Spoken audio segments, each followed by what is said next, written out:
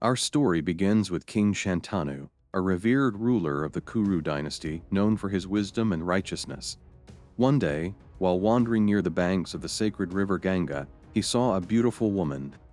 This woman was none other than Ganga, the goddess of the river in human form. Struck by her divine beauty, Shantanu fell in love at first sight and asked her to marry him.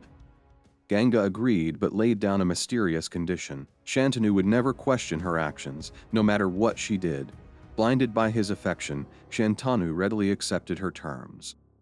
After their marriage, Ganga bore Shantanu several children, but to his horror, she drowned each one in the river right after they were born.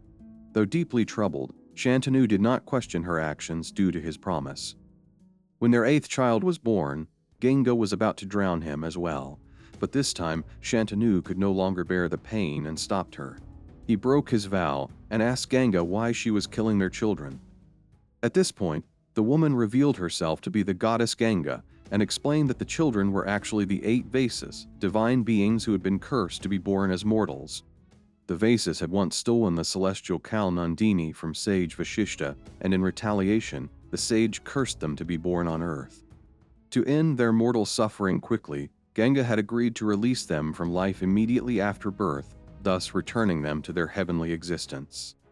However, the 8th Vasu, who was the chief instigator of the theft, had to live out a full life as a human due to his greater involvement in the crime.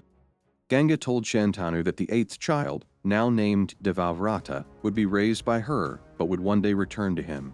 With this, Ganga left Shantanu, taking the child with her. Years passed, and King Shantanu was lonely and heartbroken over the loss of his children and his beloved Ganga. But one day, Ganga returned, bringing with her a young, handsome, and strong man, Devavrata. Ganga had raised him with the best education possible, making him skilled in the arts of war, the Vedas, and all knowledge a prince should possess. As Devavrata returned to the Kuru kingdom, King Shantanu was overwhelmed with joy. The prince now grown was not only incredibly skilled, but also radiated wisdom, discipline, and virtue. Shantanu declared Devavrata his rightful heir to the throne of Hastinapura, and the kingdom rejoiced, for they saw in him a future ruler worthy of the great Kuru dynasty.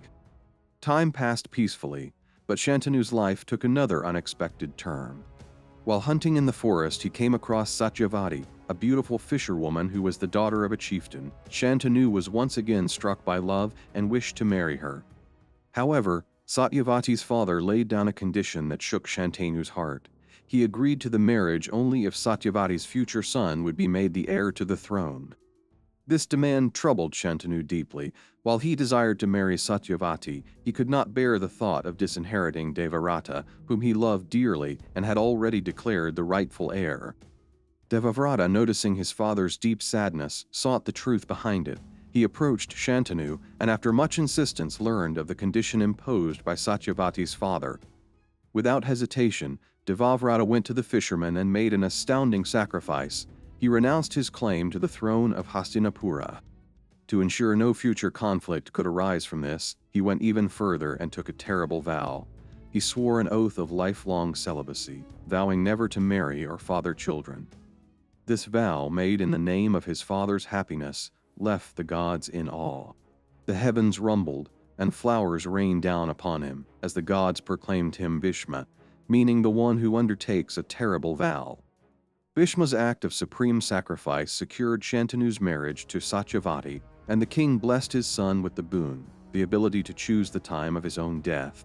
Bhishma thus became nearly immortal, a warrior who could not die unless he willed it. This young man would soon be known as Bhishma, a name that would echo through the ages. He would later become one of the most respected and tragic figures in the Mahabharata,